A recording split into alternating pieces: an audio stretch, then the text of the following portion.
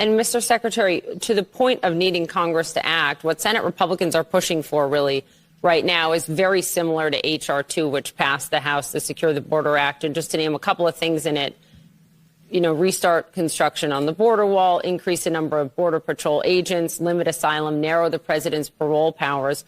Why is that unpalatable to the administration? I would say two things. One, we've presented proposals that address the situation, that provide real practical solutions, and also do not do violence to our fundamental values. We are a country of refuge. We do have asylum laws. We do have refugee laws. We abide by our international obligations that are long-standing. And so that is my response to that. Some of the proposals are reasonable and worthy of discussion. Others are frankly... Yes, I didn't want to do this, but it is important we talk about this. The Biden border crisis has reached a certain level. Liberals cannot take it again. I've watched a lot of people in Chicago, especially black people, standing up to say, we can't take it again. Close the border. Build back the wall. I believe this is the worst press secretary I have seen. I don't know the criteria, how they actually use to employ her. Democrat can't even stand her again. So on this clip, we are going to take an exclusive look into what is going on exactly. If you have not subscribed to this channel, please endeavor to do that. And if possible, please share out this video. No one has produced a shred of evidence that shows that the sole qualification that President Gay had was that she is a black woman. That's insulting. It defies logic. And the fact that of those presidents who all came under intense scrutiny, that only one has been called out as a so-called diversity or affirmative action hire just speaks to what black women in this country have gone through historically and continue to go through every day. She's clearly qualified, and really, I'm perplexed to try to figure out what does race have to do with the criticism that she hasn't handled the protests on her campus correctly. They just see this as an opening to further sow racial division and to further their campaign of trying to attack any efforts around diversity and anti-racism. I believe you've seen this. Before we go into this clip, these are activists. Some are crying racism, some are crying anti-Semitism. I don't know. This is actually a war of wokeness. Yeah, because I don't get the point. They are divided. Did put forth, and you laid that out in your question, a comprehensive immigration reform plan. He did that on day one, and it is going on 3 years. On 3 years. He spent pushing that on bill 3 years. Here's the thing. He's met with them on foreign policy, on fiscal cliffs, and on budget, and it's never been about immigration. And we have regular conversations with congressional leaders and congressional staff about an array of issues, including this.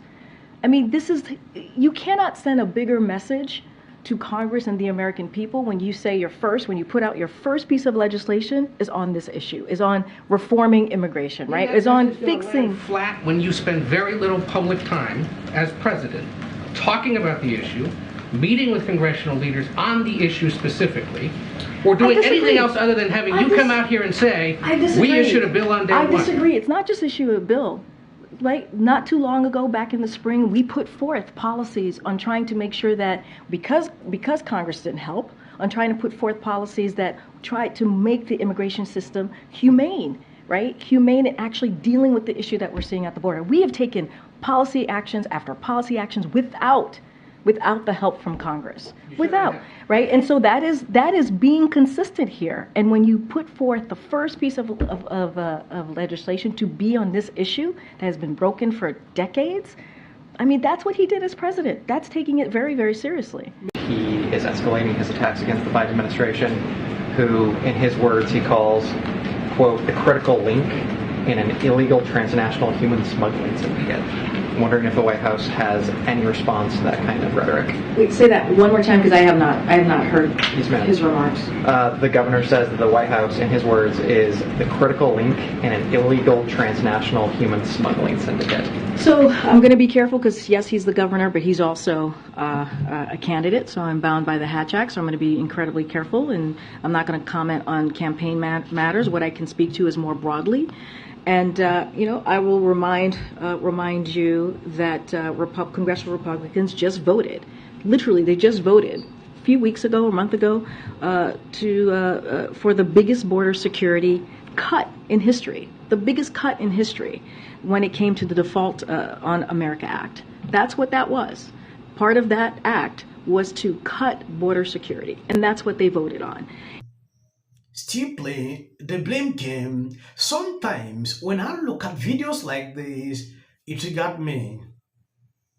She now play the victim, put the blame on the other side, then stand as a good person, like they have done a lot. Addressing these issues like this, it triggered a lot of black people. I usually see on the comment section, some even write me privately, I should not do videos about this. I should not talk about this border issue. I don't get the point. So I should be able to talk about certain topics. When it concerns this, I should not talk about that. Why? If you know me, you realize the kind of videos I report on, I don't care who you are. I try to call out things of the way they are. If Karine is standing up to put the blame on Republicans, it's something we all know. She has been doing that for a very long time, and it has reached a certain level. People no longer take her too serious. The Biden administration is actually doing nothing pertaining to it. We have been seeing what is happening, sending a lot of money to Ukraine. Recently, I saw Mike Johnson. He told Biden, like, we cannot continue. Try to do something with the border. Limit the kind of money you send into Ukraine. If you want me to partake into this, then do something about the border. That was brilliant. I understand we are living in times where people like this cannot be criticized. This is the worst press secretary I have seen. I thought Jen Psaki was the worst, but when I look at her, I don't even know the criteria they actually use to employ this lady. At a certain point, I could not even report any video about her. I was not even following this up again because I get irritated when I get these lies on a daily basis. It is sad that they accept her to work to continue to spew these lies. She knows that this thing is like this, but she will tell you it is like that. I understand. When I go back into affirmative actions, we will actually draw some conclusions why they pick up her to be the press secretary. These are topics we can't even question. When you say it is a problem, you need to say it in a low tone why people like this were employed.